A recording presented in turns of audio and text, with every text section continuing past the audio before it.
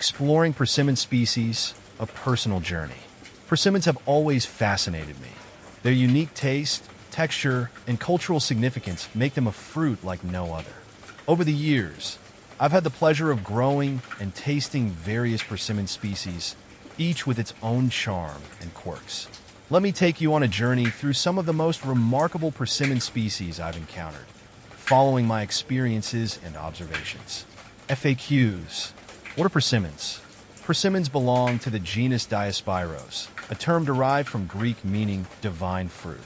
These trees are part of the Eboniaceae family, known for their hard, ebony wood and luscious fruit. While hundreds of species exist globally, only a handful are widely cultivated for their edible fruit. The two most commonly known persimmons are the Asian persimmon, Diospyros kaki, and the American persimmon, Diospyros virginiana. Both have distinct characteristics that set them apart, and I've had the privilege of growing and tasting both in different settings. How to ripen persimmons. I find that leaving persimmons at room temperature on a kitchen counter for a few days usually does the trick. They soften up nicely and develop that sweet, honey-like flavor I enjoy. How to grow persimmon from seed. Growing persimmons from seed is a fun project. I soak the seeds in water for 24 hours before planting them in a well-draining potting mix and keep them warm and moist to encourage sprouting. What does a persimmon tree look like? In my garden, persimmon trees are quite striking with their glossy, green leaves that turn a vibrant yellow or red in fall, and they have a distinctive, somewhat ornamental shape. Are persimmons safe for dogs? I've read that persimmons aren't the best treat for dogs due to their high sugar content and potential to cause digestive issues, so I avoid sharing them with my pets. Do persimmons ripen off the tree? Yes, I've noticed that persimmons do ripen off the tree. They just need a little time to soften up after being picked, making them perfect for a delayed harvest. How to cook persimmons. I enjoy roasting persimmons at a low temperature with a sprinkle of cinnamon and honey. It brings out their natural sweetness and makes for a delicious, warm treat. How to store persimmons. To keep persimmons fresh, I store them in the fridge if they're ripe and at room temperature if they're still hard.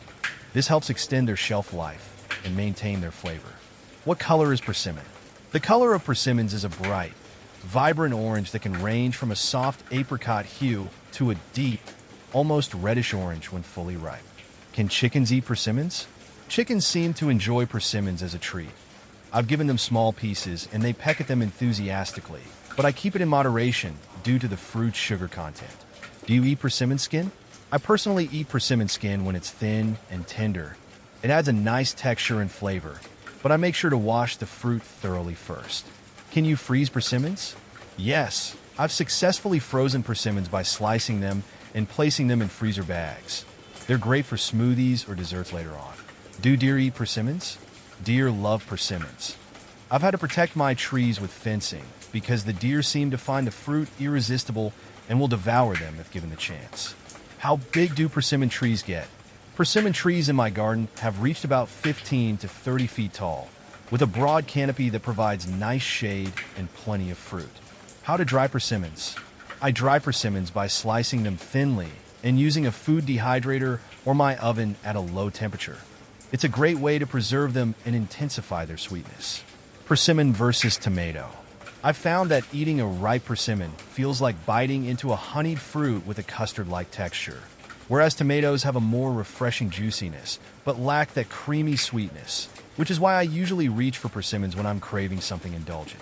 Persimmon versus Sharon fruit. To me, the persimmon and Sharon fruit are quite similar, but I prefer the Sharon fruit for its crisp texture and milder sweetness, while persimmons can sometimes be a bit too rich and soft for my taste. Persimmon versus orange. Oranges are my go-to for a zesty, juicy burst, but when I'm in the mood for something smoother and less acidic, a ripe persimmon is my choice, as it delivers a velvety texture that oranges simply can't match. Persimmon versus kumquat. Kumquats offer a tangy and zesty punch that I enjoy, but when I want something less tart and more soothing, I'll opt for persimmons, which have a mellow, sweet flavor that's perfect for relaxing snacking. Persimmon versus apricot. While apricots have their own delightful tartness and juiciness, I prefer persimmons for their smooth texture and deep sweetness, which makes them a more luxurious treat in my opinion. Persimmon versus fuyu. Fuyu persimmons are my favorite because they are crisp and sweet, offering a texture that's perfect for snacking, whereas other types of persimmons can sometimes be too soft or a bit more astringent for my liking. Persimmon versus loquat. Loquats have a pleasant tartness and a tropical twist that I enjoy, but for a smoother, more honeyed flavor, I'll choose persimmons, which offer a comforting sweetness that loquats don't quite provide. Persimmon versus lulo. Lulo's tangy, citrusy flavor is a fun change from the sweeter persimmons, but when I want something with a more mellow, sweet richness, persimmons are definitely my fruit of choice. Persimmon versus passion fruit. Passion fruit's intense tanginess is refreshing, but when I'm craving a sweeter, creamier treat, I go for persimmons, which give me that smooth, rich flavor that passion fruit lacks. Persimmon versus pawpaw. Pawpaws have a custardy, tropical taste that's interesting, but I find persimmons to be more consistently sweet and smooth, making them a more reliable choice for my taste preferences. Persimmon versus peach. Peaches are wonderful for their juicy sweetness and slight tartness, but when I'm in the mood for something with a smoother texture and deeper sweetness, persimmons are my go-to fruit. Persimmon versus pomegranate. Pomegranates offer a burst of tart juiciness that I enjoy, but for a more mellow, sweet, and creamy experience, persimmons take the lead as my preferred choice. Caring for persimmon trees. Growing persimmons requires attention to detail, but they're surprisingly resilient once established. Here's what I've learned. Soil. They prefer well-drained soil with a slightly acidic to neutral pH. Watering. Young trees need consistent watering, but mature ones are drought-tolerant. Pruning. Minimal pruning is needed, except to shape the tree or remove dead branches. Pest control. Persimmon trees are relatively pest-resistant, though vigilance is key. Cultural and culinary significance. Persimmons hold cultural importance across the globe. In Japan, they symbolize good fortune and are often dried into sweet treats called hashigaki. In the southern United States, American persimmons have inspired recipes for puddings and breads passed down for generations. I love incorporating them into both traditional and modern dishes, experimenting with textures and flavors. Conclusion. Exploring persimmon species has deepened my appreciation for this remarkable fruit. Each type, from the creamy hachia to the wild American, tells a story of resilience, sweetness, and adaptation.